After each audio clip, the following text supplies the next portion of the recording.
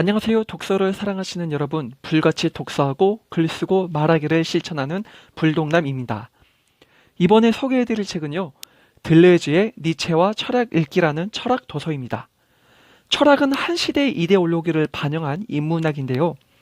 이러한 철학들이 있었기에 인류의 제도와 정책적인 구조적 부분들이 설립될 수 있었습니다. 이렇게 시대를 반영하는 철학의 흐름을 이해한다면 세계사를 보는 해안도 넓어지게 될 것입니다.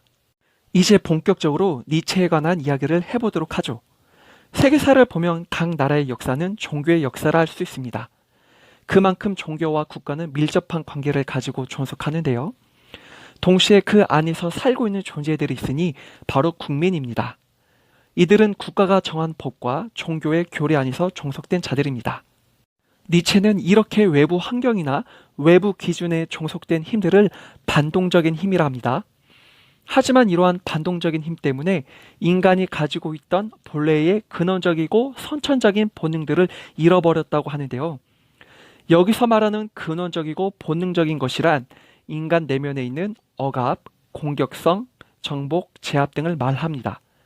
니체는 이러한 것들을 능동적인 힘이라 합니다. 정리하자면 니체는 인간을 규제하는 반동적인 힘을 빈약함과 나약함으로 보았고, 반대로 인간 내면의 능동적인 힘을 건강함으로 표현했습니다. 그런데 여기서 니체는 분노를 표출하는데요. 그 이유는 반동적인 힘이 능동적인 힘을 빼앗아 버렸다는 거예요. 즉, 외부 환경을 들이대며 인간 내면의 선천적인 것들을 굴복시키고 종속시켜 버렸다는 거예요. 대표적으로 종교를 들 수 있습니다. 니체는 현실 세계를 춤과 음악에 비유하며 즐거움을 누릴 수 있는 곳으로 생각합니다. 그리고 존재하는 고통마저 인간을 깨워주는 자극제 역할로 보았는데요.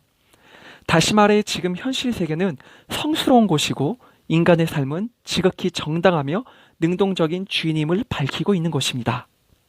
하지만 종교는 현실 세계와 실존 세계를 이원론으로 나누어 버리는데요. 이 땅에서의 삶은 가상적이고 부정한 것이며 오히려 실제 세계인 천국을 믿어야 한다고 했던 것입니다. 그리고 고통을 죄로 인한 것이라 여기며 순응한 채 참회라는 부당한 노동을 강요했는데요. 니체는 이러한 사상을 니힐리즘이라 부릅니다. 니체는 바로 이러한 니힐리즘을 보고 기가 막혀 있던 거죠. 니체는 크게 외칩니다. 우리의 삶은 즐길 만한 것이다. 그 어떠한 것도 종속시킬 수 없다. 라고 외치는 것입니다. 또한 니체는 반동적인 힘이 어떻게 능동적인 힘을 빼앗는 원리를 말하고 있는데요. 양심 가책을 들어 설명합니다. 반동적인 삶에 속한 사람들은 판단 기준이 도덕적인 선과 악입니다.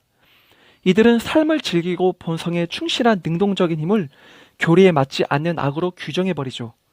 이러한 탓에 능동적이었던 사람은 내가 잘못한 거구나 라는 죄의식을 가지며 양심의 가책을 갖게 됩니다. 능동적인 것이 반동적인 것으로 변해버리는 역전 현상이 벌어지는 것입니다. 그리고 이들은 모든 고통이 죄로 인한 결과임을 알고서 살아가는 날 동안 참회라는 부당한 노동으로 삶을 부정하게 만듭니다.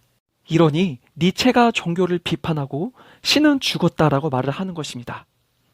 니체뿐만 아니라 많은 철학자들도 이러한 종속됨을 거부한 채 신의 존재를 거부하는데요. 그래서 신의 자리에 인간을 갖다 올려놓게 됩니다. 신 중심적이었던 것이 인간 중심으로 바뀌게 된 것입니다. 하지만 여기서도 니체는 분노를 표하는데요.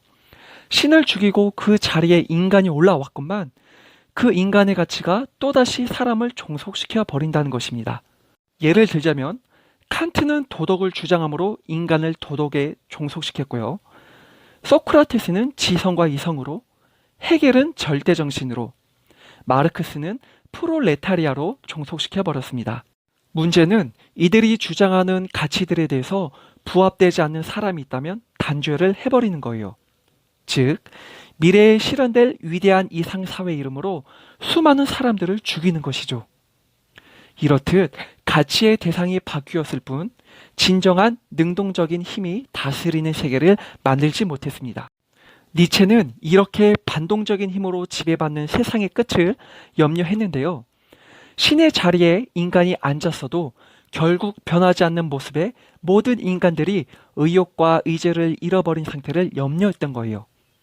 이렇게 스스로 몰락하려는 사람을 최후의 인간으로 불렀는데요. 니체는 반동의 산물인 최후의 인간을 막고자 하나의 이상형을 제시합니다.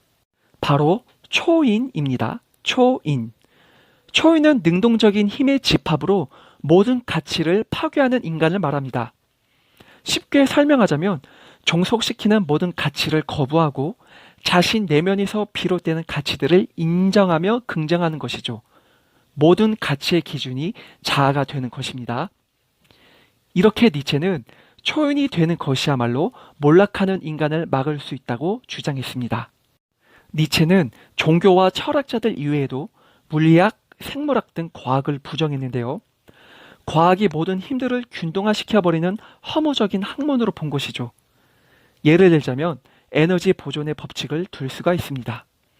에너지 보존의 법칙이라는 것은 상태가 변했어도 에너지의 양은 변하지 않고 균등하다는 이론이잖아요. 이렇듯 힘을 균등화시키는 모든 과학을 니체는 부정했습니다. 마무리 짓겠습니다. 철학가들의 사상을 알아둔다면 세계 역사를 이해하는 데 도움이 될 것입니다. 우리의 목표는 특정 철학을 지지하는 것이 아니라 세계를 보는 눈을 넓히는 데 있습니다. 너무 깊게는 아니더라도 교양 차원으로 알고 있다면 나의 삶을 보는 눈도 그만큼 넓어지지 않을까요? 여러분들은 작은 나무가 아니라 넓은 숲을 보는 현 시대의 철학자가 되기를 원합니다. 이상으로 지금까지 시청해 주셔서 감사합니다.